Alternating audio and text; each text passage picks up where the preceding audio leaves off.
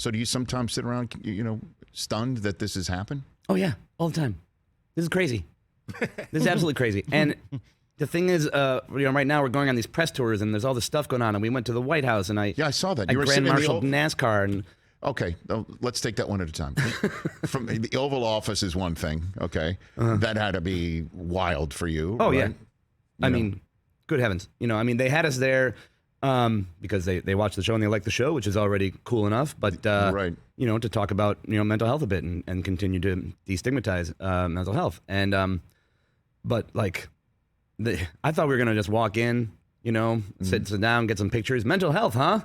Tick, tick, tick. All right, bye everybody. Right. We were in there for 45 minutes, and then the whole cast came in, and then he's showing us, pictures of his whole family. Biden's like taking you on a tour of the Oval Office. Yeah, and it's like, oh, this desk here, this was JFK's desk, and there's a trap door in the front. There's a famous picture of JFK Jr. coming out of it. Hey, Jason's daughter Daisy, would you like to go through there? Yes. She comes running through. Hannah, would you like to sit at the desk? Madam Chairwoman. She's, just very, very generous, very cool. And the whole time you're like, why am I here? Oh, because I helped write a show about soccer.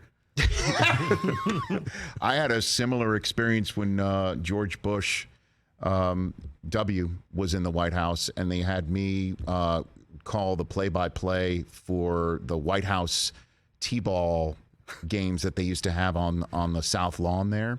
And I remember they were walking me through the script about what to say and when to say it before the T-ball game happened. And there was on a card, they say, read this when the president and the first lady come walking down from the White House, and it just said, ladies and gentlemen, the president of the United States, George W. Bush, and Mrs. Laura Bush.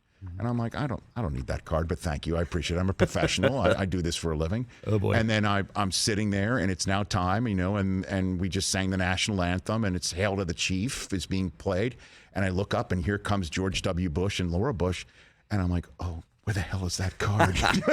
I went looking for it because I just panicked because it's an out-of-body experience to be there with the president of the United States. Unbelievable. Yeah. And you had that experience as well. How does that compare to NASCAR? Well, I mean, you were in all seriousness. So you were an official marshal for which NASCAR event was for the Austin race this last weekend. Okay. I mean, between the two experiences, I wore different outfits. Okay. But golly, at NASCAR, everyone's so nice.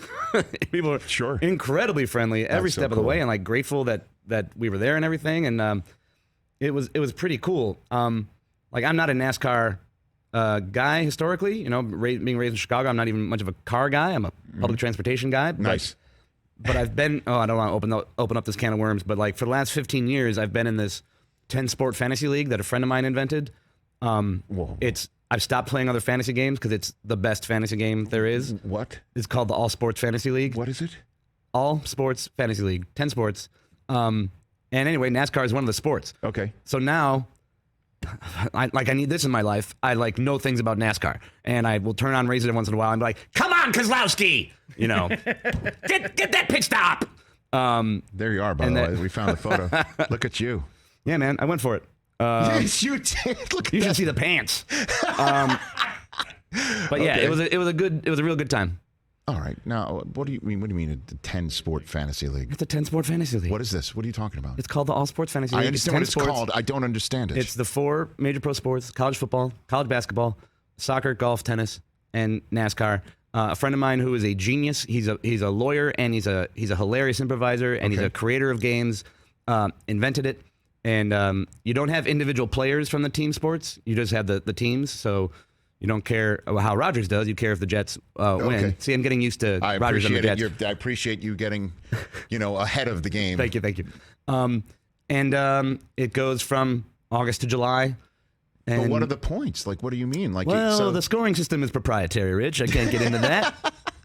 But it's the best. So would you play this, Chris? You'd be in on that's got to be. It's funny. I did get offered to play something similar. Like what are you talking about? Like a month ago, and I kind of passed. It was like a little too much.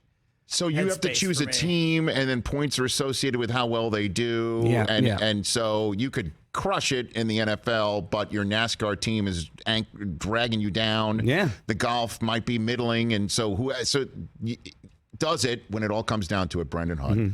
truly give an idea of who knows the most about sports, who wins it?